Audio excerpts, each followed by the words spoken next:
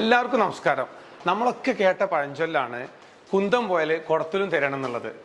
എന്നാൽ മൂതിരം പോയാൽ മൂക്കിലും തരേണ്ട അവസ്ഥയാണ്. എന്താണെന്നൊരു കൺഫ്യൂഷൻ ഉണ്ട് അല്ലേ? നമുക്ക് വിശദമായിട്ട് നമുക്ക് കേൾക്കാം. ഒരു സാധാരണ കേൾക്കാത്തൊരു സംഭവം അല്ലേ? ഭയങ്കര ഒരു അസാധാരണ സംഭവം. എന്താ സത്യത്തിൽ എന്താ ഡോക്ടറെ? എന്താ സംഭവം ഉണ്ടായെച്ചാൽ 2 ദിവസം മുമ്പേ നമ്മുടെ ക്ലിനിക്കിൽ ഒരു പേഷ്യൻ്റ് വരെയുണ്ടായി. ഒരു 11 വയസ്സുള്ള ഒരു മോളും ഉമ്മയും വല്യമ്മയും കൂടിയിട്ടാണ് വന്നത്. അപ്പോൾ അവരുടെ മോളുടെ കംപ്ലൈൻറ്റ് എന്താ വെച്ചാൽ 4-5 വർഷമായിട്ട് ഇവർക്ക് വിട്ടുമാറാതെ മൂക്കൊലിപ്പും ജലദോഷമാണ്. അപ്പോൾ പല സ്ഥലങ്ങളിൽ അവർ കാണിച്ചിട്ടുണ്ട്. അപ്പോൾ മരുന്ന് കഴിക്കുമ്പോൾ ഒന്ന് കുറയും, വീണ്ടും അതേപോലെ വരും എന്നുള്ളതാണ് മെയിനായിട്ടുള്ള കംപ്ലൈൻറ്റ്. അപ്പോൾ സ്വാഭാവികമായിട്ടും നമ്മൾ 11 വയസ്സുള്ള ഒരു കുട്ടിക്ക് ഇങ്ങനെ വരുമ്പോൾ ഒന്ന് കൂടുതലായിട്ടുള്ള അലർജി ആയിട്ടുള്ള വിഷയം, അല്ലെങ്കിൽ മൂക്കിനകത്ത് ദശ വളർച്ച, അങ്ങനത്തെയാണ് നമ്മൾ ആദ്യമായിട്ട് നമ്മളെ മനസ്സിലോട്ട് ഓടി വരിക. അപ്പോൾ സ്വാഭാവികമായിട്ടും നമ്മൾ മൂക്കൊന്ന് പരിശോധിച്ച സമയത്ത് ഒരു മൂക്കിൽ മാത്രം ഒരുപാട് കഫം കെട്ടി നിൽക്കുന്ന പോലെ സംശയം തോന്നി. മറ്റേതിൽ വലിയൊരു കുഴപ്പമില്ല. അപ്പം നമ്മൾ പേഷ്യന്റിനോട് പറഞ്ഞു നമുക്കൊരു എക്സ്റേ എടുത്ത് നോക്കാം, ദശന്റെ കാര്യങ്ങൾ എന്തെങ്കിലും ഉണ്ടോ എന്നുള്ളതാണ് അപ്പോഴും ഞാൻ ആലോചിക്കുന്നത്. പക്ഷെ ഇത്രയും കഫം ഒരു ഭാഗത്ത് കെട്ടി നിൽക്കുമ്പോൾ എൻ്റെ മനസ്സിൽ ഒരു ഇതിനകത്ത് എന്തെങ്കിലും ഒരു അസാധാരണ വസ്തു ഉണ്ടോ, ഫോറിൻ ബോഡി എന്നാണ് അതിന് നമ്മൾ മെഡിക്കൽ ടേം പറയാം, അങ്ങനെ എന്തെങ്കിലും ഉണ്ടോ എന്നുള്ള ചെറിയൊരു സംശയം എൻ്റെ മനസ്സിലുണ്ടായി.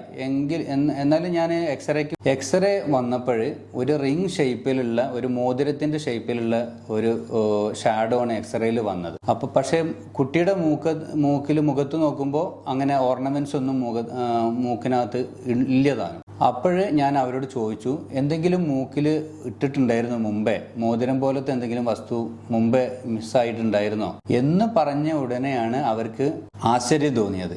അവർ പെട്ടെന്ന് അവരെ ഓർമ്മ 4-5 വർഷം മുമ്പിലോട്ട് പോയി. കൊറോണ സമയത്ത് ഈ കുട്ടിക്ക് 5-6 വയസ്സായിരിക്കുന്ന ആ സമയത്ത് ഒരു ദിവസം അവരെ ഒരു കയ്യുമ്മലെ മോതിരം കളഞ്ഞു പോവുകയും അത് അവിടെ വീട് മൊത്തം തിരയുകയും പിന്നെ കാണാതായി. പിന്നെ അതിനെക്കുറിച്ച് അവർ ചിന്തിച്ചിട്ടില്ല. പിന്നെ ഇപ്പൊ ഇത് ഞാൻ ചോദിച്ചപ്പോൾ അവർ ഓർത്തെടുക്കുകയാണ്, അതിന് ശേഷമാണ് ഈ കുട്ടിക്ക് ഇങ്ങനെ ഇത്രയും ജലദോഷം കാര്യങ്ങളും വന്നുകൊണ്ടിരിക്കുന്നത് എന്നുള്ളത് അവർ ഓർത്തെടുക്കുകയാണ്. അപ്പോൾ ഞാൻ അവർ ഒരുപാട് ടെൻഷനായി, കുട്ടി ഒരുപാട് ടെൻഷനായി. എന്തായാലും ഞാൻ അവരെ സമാധാനിപ്പിച്ച് പതുക്കെ OP പ്രൊസീജിയർ ആയിട്ട് തന്നെ അത് പുറത്തെടുത്ത് അവർക്ക് കാണിച്ചു കൊടുത്തപ്പോഴാണ് സമാധാനമായത്. വളരെ കോംപ്ലിക്കേഷൻസ് ഒന്നും ഇല്ലാതെ തന്നെ പുറത്തെടുക്കാനും പറ്റി. അത് വലിയൊരു സമാധാനമായി.